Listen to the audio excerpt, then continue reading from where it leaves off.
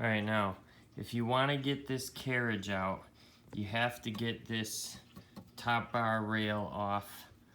And in order to do that, you gotta get, at least this is what I did, you gotta get this screw, this screw,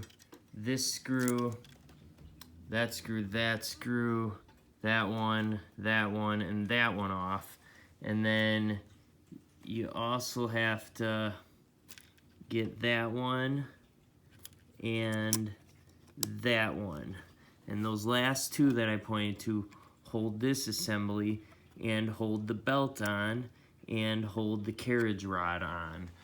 So in order to get that off, what you're gonna wanna do is you're gonna wanna take, and this one relieves the tension for the belt.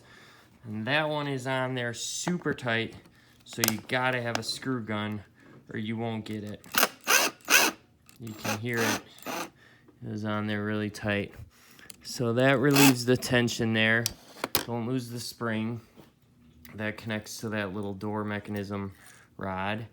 And then that gives you a little bit of play, but still not enough to really do much. So you gotta take these screws off right here. You gotta take that one off, and then the one right below it.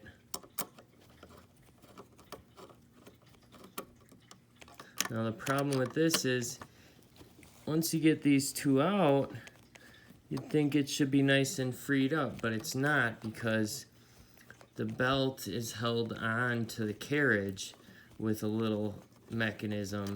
So even once you get all those screws I told you about, there is still a clip on the bottom of that little dowel that holds the gear for the